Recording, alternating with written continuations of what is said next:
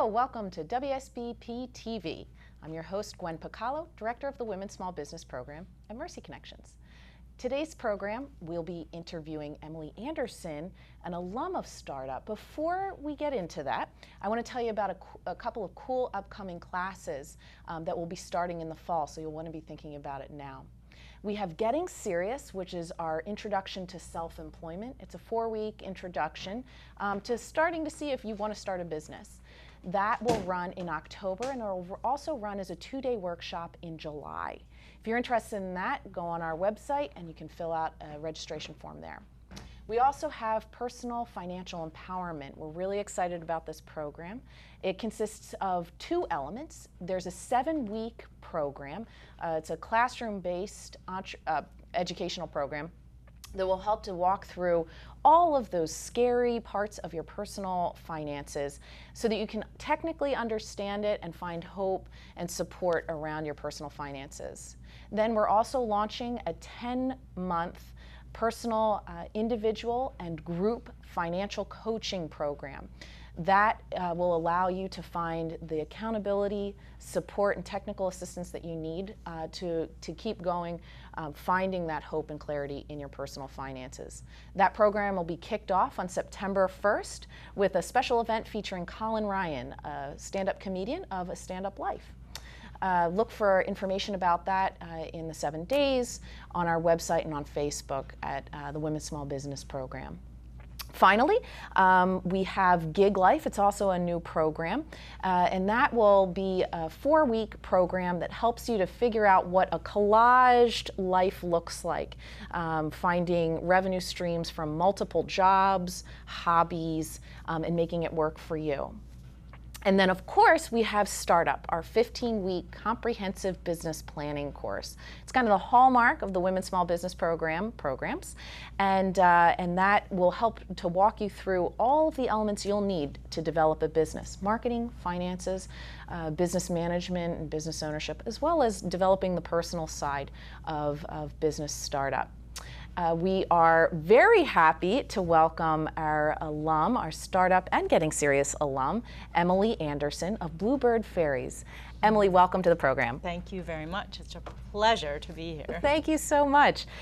So, Emily, what is Bluebird Fairies? Bluebird Fairies is a company I've started that provides self-help resources for people who want to feel better about themselves and their lives.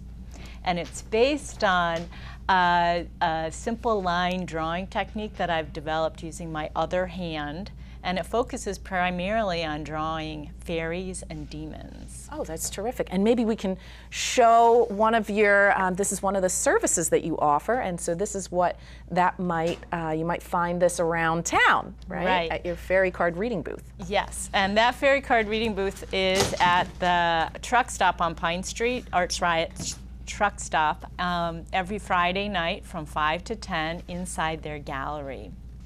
And I do fairy card readings, and it's not anything I ever thought I would be doing, but once I got into drawing and graphically sort of setting up my cards of fairies, when we put them all together, there happened to be 63, and they created a deck.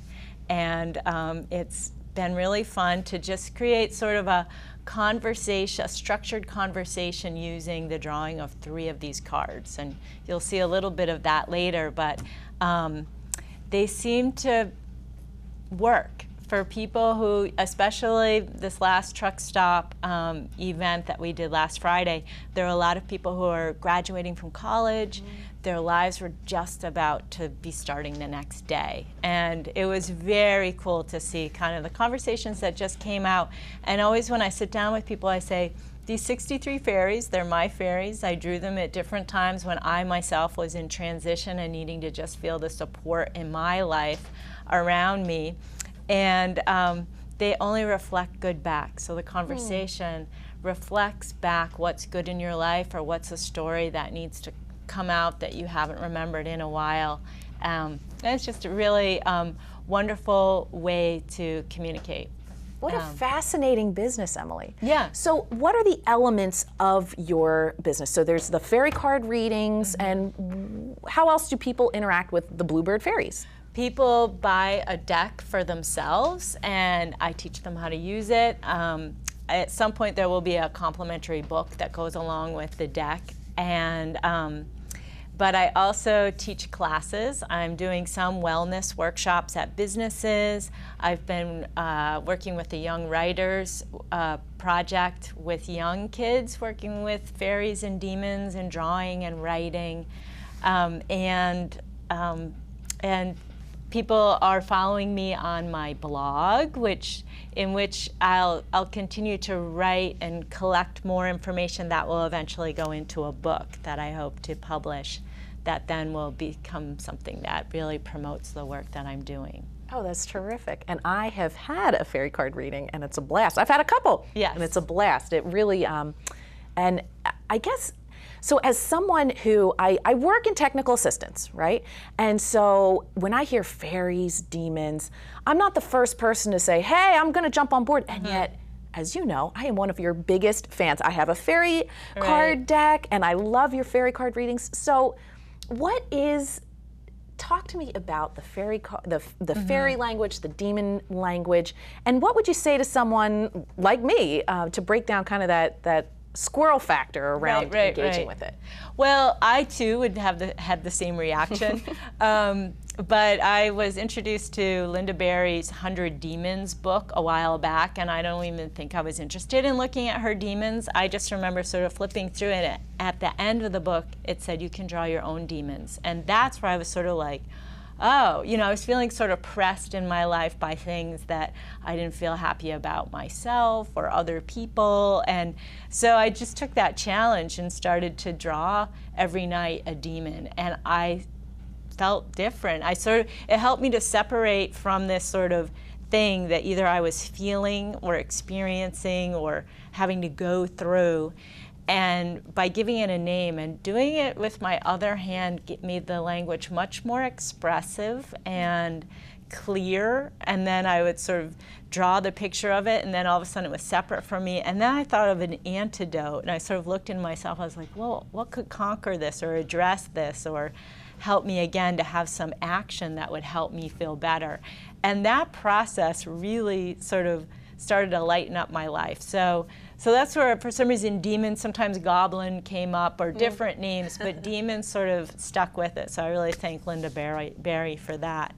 And then at the same time, or somewhere in there, I think the idea of looking within and what positive energy do you have to sort of address this brought the fairies out, and all of a sudden there they were with their little wings, and again with my other hand and naming them and sort of having these sort of interesting names come out. Made them really specific and unique, but somehow in this, my friend who's a therapist says, it's this very inner child, and so somehow it does somehow connect with other people. So I think people will come up to my booth and be like, fairies? And then they sort of look in and they see the name of it, and then they see the sort of this simple, easy character, and it's sort of, it takes away, it's not too foofy, it's not too Tinkerbell, not that I'm against Tinkerbell, but. And Emily, maybe we can show, this is one of the fairies. This is a fairy that Emily provided us as instructors. There's a team of instructors, the finance, marketing, and business ownership instructors, and then me. Emily provided us with the Fairies of Success there, and so that is a blast. And then I'd also love to share one of the demons and antidote fairies that just got done when you facilitated a workshop at the Women's Small Business Program as a part of your completion project. And so we've got. This is yours. No, this one was one that was left behind. So I don't know whose it was. It says the demon of skepticism and the fairy of trusting yourself. Isn't that great? And so that was done with someone's other hand, which means their non-dominant hand, right? Okay, so you talked about your personal process coming into doing this for yourself. Now, how did you decide to do it as a business? Well, that was sort of interesting experience, because originally Women's Small Business Program has been in my mind ever since I moved to Burlington like 20 years ago, just sort of as a, oh, you might, I came to Vermont to work with the Bread and Puppet Theater. Definitely coming to Burlington and trying to fit myself more into regular life was a little bit of a challenge. And I worked at Apple Mountain, where there's lots of sort of business, people sort of coming in and selling various different products that they had made. So I think the idea of maybe taking this idea of business ownership into my hands was there. I kept thinking, well, I don't have enough money to take the program. And then I got into working with adults with developmental disabilities, doing theater, and awareness theater sort of developed, and this whole sort of career happened. And then when I really wanted to kind of shift things, in part because I had this incredible experience working with Mark Utter, who created a movie, and in the process we both sort of changed our lives, and that meant breaking things up a little bit. And in the process, it became very clear I was interested in making a little bit more money and in life. And so again, people were like, I'd gotten into weaving wool yoga mats. And so again, I started thinking, okay, I'm going to go to the Women's Small Business Program to weave my wool yoga mats. And just talking to different people who are in the program definitely helped push me into, well, if you're interested in being your own boss, go in this direction. And, just talking with people who were starting to think of taking a cottage industry and even making it bigger. Like one woman who is making, Cara, who is making the coffee bag product, she's like, I don't even sew, but I have good ideas and I'm going to find, someone to manufacture this. And then I started realizing, wow, this could be really big. And I didn't want to do that with the yoga mats. And that's what happened in Getting Serious, was sort of coming in and just sort of putting these ideas out there. And that's the great thing about that program, is you just sort of lay it out, like just bring all the ideas and we're going to go through that. I remember the funnel, that meant sort of traveling through and getting to more sort of addressing a lot of fears and all the stuff that comes up when you think, can I really take this into my own hands, and what do I want to do, and can I even ask the universe to sort of guide me through this process. So it's definitely all about transition and how can I find something that helps me move forward with my life. So the first time I went through, I always get the startup. So I just want to interrupt, because you went through Getting Serious, which is the intro to small business, and so that kind of helped you to come up with the solid business idea. Yeah. Maybe not a solid business idea, right? Because then you went through startup, but you went through startup twice. I went through startup, and I thought I should do the responsible thing and take the projects that I already had kind of formed and just try and push them a little further along. So I had this theater company, and should I make that more formal? I had just made a movie with Mark Utter, who I'm gesturing to because he's sitting over here and he's our studio audience. Should I assist him in moving his movie out into the world? And so I was trying to do the responsible thing, and I really needed to, and so I realized I was not interested in either of those projects. I'm interested in that they've existed, or that Mark's project he now is taking off on his own. And what happened was I sort of said, I can't do this, and then we had this opportunity where we were hot seat, where you just sit in a chair and you say an idea you have or something you're working on and get feedback from all your peers. And so I sat down and I said, my friend thinks I can do things with these fairies I'm drawing. And I'd just been afraid to actually say this thing that I had been wanting to do for a while, and that I really knew was helping me, and in the process of helping myself, I wanted to, be able to create something that I felt like could help other people. And so as soon as I said it, everyone was like, go for it. And so it got going on its own. And I graduated from the first Cycle 50, and that was fine. I had really gotten some sense of what it meant to step into the world of business. Just a little, I had put my toe in. And so Bluebird Fairies just started to grow a little bit on its own, but I really knew I needed the structure and the formality of creating the parts for a business plan, and I could only really get that by going through the program again. That's wonderful. And so just to kind of shed some light on your trajectory then, in the first iteration of Startup, in Cycle 50, you wrote kind of a concept paper. You used the business plan as kind of a framework for learning the language of business, but not necessarily learning the language of business for Bluebird Fairies. Right. This second time that you just graduate, Emily just graduated from Cycle 52, congratulations. Thank you. And you provided an incredible business plan. You had financials, you had an operations plan, and so it sounds like there was technical information that you were able to glean from what's technically not a technical business, right? And yet you still have the elements of finance that you need to figure out how you're going to make money and how you're going to manage it. You had to figure out how you're going to print these beautiful posters, how you're going to make your product, things like that. So congratulations on that. Thank you. That's awesome. Thank you.